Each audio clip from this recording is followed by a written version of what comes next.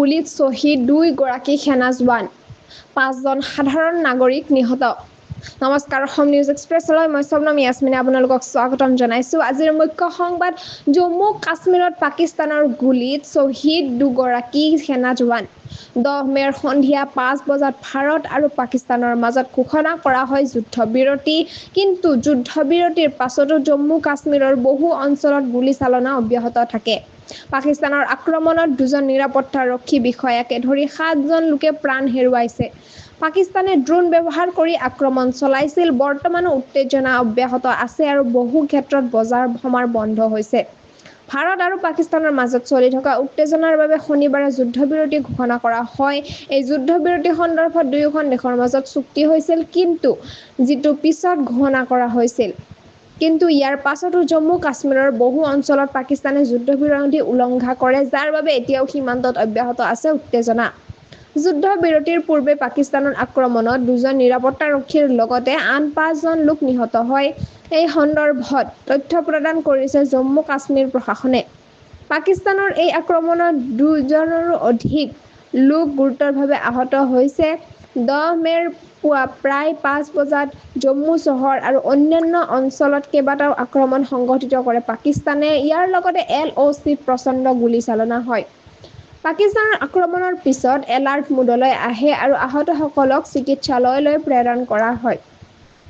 পাকিস্তানে ড্ৰোনৰ জৰিয়তে আৱাসিক অঞ্চলসমূহক লক্ষ্য কৰি লৈছিল। জম্মু কাশ্মীৰৰ বিষয়াসকলে জানিবলৈ দিয়া মতে, ৰজৌৰী চহৰৰ চৰকাৰী বাসগৃহত গোলা আক্ৰমণত অতিৰিক্ত জিলা উন্নয়ন আয়ুক্ত ৰাজ কুমাৰ থাপা আৰু তেওঁৰ 2 জন কৰ্মচাৰীও গুৰুতৰভাৱে আহত হয়। আক্ৰমণৰ পিছতেই থাপাক চিকিৎসালয়লৈ লৈ যোৱা হয় আৰু তাতেই তেওঁৰ মৃত্যু হয়। ইয়াৰ উপৰিও সেনা জোৱান মহম্মদ ইমতিয়াজ, ৰজৌৰী চহৰৰ এটা ঔদ্যোগিক এলেকাৰ সমীপত গোলাবৰ্ষণ 2 জন লোক, 2 বছৰীয়া আয়েশা নুৰ আৰু মহম্মদ শ্বহিব নিহত হয়।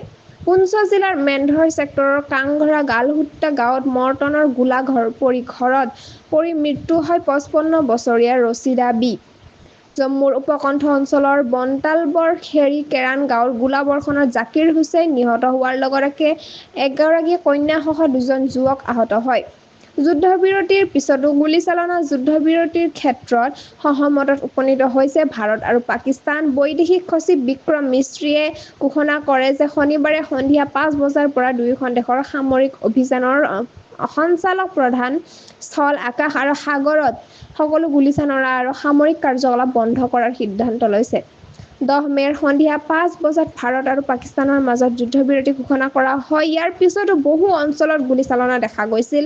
আনহাতে সেনাইও ইয়াৰ উপযুক্ত উত্তৰ দিছে। যুদ্ধবিৰতিৰ পিছত জম্মু কাশ্মীৰৰ বহু অঞ্চলত বজাৰ বন্ধ হৈ থকাৰ লগতে সেনা বাহিনীক মোতায়েন কৰা হয়।